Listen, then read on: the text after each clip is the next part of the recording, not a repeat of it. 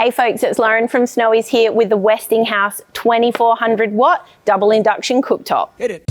It's a super easy operation. It has a nice slim profile and it's ideal for flame-free cooking throughout the summer camping season. Hold up fam, don't forget to like and subscribe so you don't miss any awesome content on the Snowy's channel. Let's get into it. So the double cooktop is actually quite large, as you can see, but nothing too excessive when you're comparing it to some normal gas camping stoves like the Coleman Hyperflame, for example. It's 60 centimeters wide by about 36 centimeters deep here, and it has a profile of 4 centimeters. So it's nice and flat, especially if you're wanting to fit it into like a sliding kitchen or a drawer system or something like that. It weighs just under 4.5 kilos, and the power cable that it comes with is 150 centimeters long. So I'm just going to plug it into our extension cord here, like so. Now, obviously it's a 240 volt unit, so you can run this off of a 12 volt system, but there's a couple of considerations you'll need to make. Obviously, the power consumption of these is quite significant, so you want to make sure that the battery system that you've got is going to cover you in terms of your amp hours, and you also need to make sure that you've got an inverter that covers the maximum wattage of the stove. Because it's an induction cooker and it uses a magnetic field of vibration, it can potentially send a little bit of noise back down your neutral cable towards your inverter, as those internal wires in the conduit can chatter a little bit. So make sure you've got a good quality inverter that can offset that, and it's not going to affect the efficiency of your power. So the unit here, just on this bench, I'm going to give it a bit of a shake, and it's not moving around at all. It's nice and sort of grippy, and that is due to the underside here. We've got 6 little feet, and they've got like a nice soft rubber feet on each of them, or cap on each of them, which helps to grip onto the base that you're putting your cooker on. We've also got some venting that runs around the outside edge of the cooker, and the cable itself is actually also fixed, so it's not a removable one. So something to keep in mind for storage. Now I'm going to turn the unit around so it faces me, and we'll run through its operation. So there's a couple of points to note here on the top. So one, of course, even though there's no actual flame and it does generate that magnetic field, it is going to be warm when you finish cooking. So be mindful of not touching that. And the other thing is not to use this appliance on a metal surface. So being a magnetic field, induction works by vibrating the atoms in your various pots, which causes the heat. If you're going to have your induction cooker on a metal table, it's going to potentially do the same thing to the table, depending on what it's made out of. So along the front here, we've got a couple of different control buttons.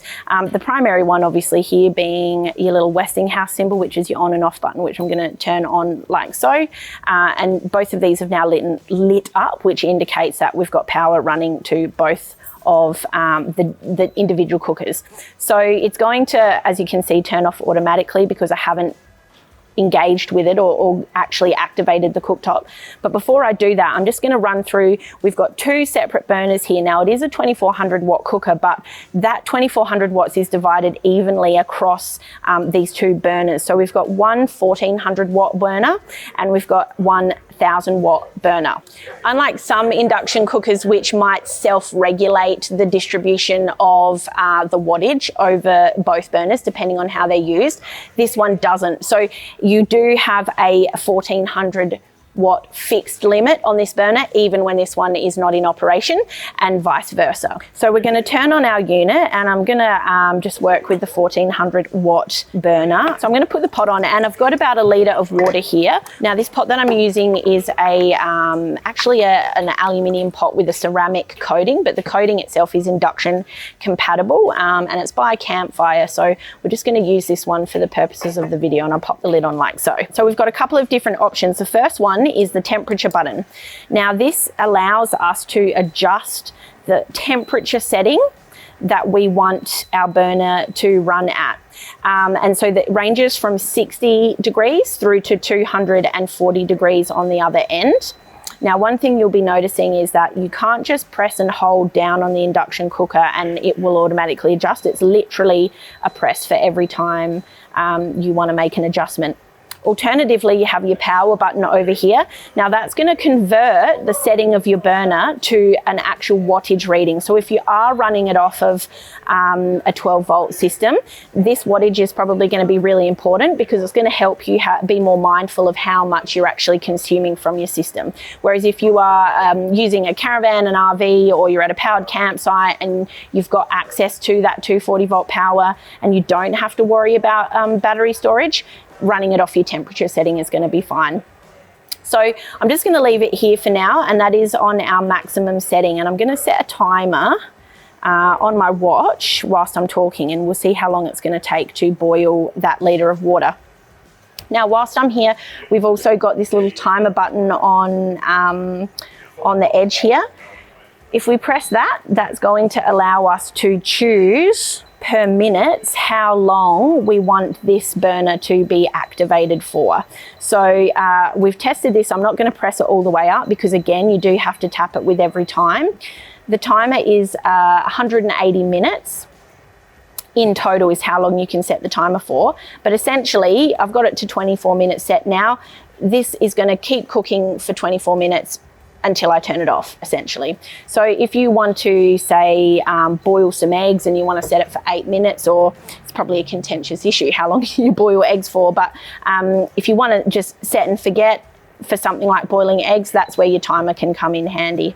So if you want to take the timer off, I'll just do it again. So if I do that, I've set the timer, I leave it there, and we'll see the red light will stop flashing, and we know that the timer's locked on. If I want to turn the timer off, it's just a simple matter of pressing that timer button again, and it will be wiped clean. So another function we've got is, you'll see here a little lock symbol that exists above our little temperature gauge here, or our setting gauge here. All we need to do is simply use both of our fingers or 2 fingers, and we just press down and we'll see that lock come on. Now what that means is, no matter what, because the cooktop is induction, if you have anything that's what's the word I'm thinking of? Anything that conducts, whether that be a tea towel, or you rest your arm on it, or you put something on it, it can interfere with the button. So having that lock in place essentially means that the temperature, no matter what, I can't actually adjust or change the settings that I've got going on here. So I'm going to unlock that. We hear that beep, and then it becomes adjustable again. Right, I've noticed the water started boiling, so I'm just checking my watch now, and we've just gone over 6 minutes. Now, I'm just gonna lift up this and we'll have a look. So the water there's quite a lot of steam there. We've obviously got a lot of bubbles forming on the base, and we're starting to see that coming up to a rolling boil. Now, I'd probably be pretty stoked to make a cup of tea with this water as it is now. So I'm just gonna turn it off for the moment and put the lid back on. So that's got a H there, which indicates that this is still hot or high, even though the unit's turned off. And you can see on this other burner that we're not using at all, it's marked as a low. So we can touch that, there's no heat or anything coming off that. We've got a H here, which means this is still gonna be hot. So even if I remove the pot, I'm not going to be touching that unit. So I've just done a couple of quick calculations here for those of you who are wanting to run it off a 12 volt system. The burner that I'm using is that 1400 watt burner. It's been on its maximum setting, so it's been using that 1400 watts. It's taken about 6 minutes. We'll go from 6 minutes for ease of our calculations here to boil 1 litre of water. So essentially, what we're looking at here is that 1400 watt burner is going to be consuming about 116 amps per hour if you're running it for a total of that hour. Now, because this has taken us 6 minutes, that's worked out to around about 11.5 amps to boil 1 litre of water. So that's just something to be mindful of with this particular cooker and this particular burner, that's the sort of power requirements that we're talking about. Using it in summer, if you've got a 12 volt system, it's quite likely that you will have solar, in which case, say 200 watt, 250 watt, 300 watt sort of solar panel setup, you're probably going to be regaining that 11 amps over a period of an hour on a good hot day if you're wanting to make a cup of tea during the day. But if you're wanting to use your induction cooker at night time, or throughout a period where you're not going to be generating the amps that you're drawing and refilling in your battery system, you just need to be mindful that you're going to be able to cover the power consumptions required with the ampage and the battery type that you've got. So I haven't demonstrated this burner at all. The functions are essentially exactly the same as you have on this one. You've got your timer, you've got your temperature setting, you've got your wattage setting, and you've also got your lock function. But what I'll show you is, while I don't have anything on here, is if you decide that you want to turn your burner on, but you don't actually have a pot there, you will get an error message. The same thing with if you do have a pot on and you do have your burner going and you decide to remove the pot without turning it off, you'll get the error message. So the cooker does actually need to have something on it that is conducting that magnetic field to function. And also, as you can hear, you'll get that little warning beep as well with it. So that's about it for the Westinghouse 2400 watt double induction cooktop.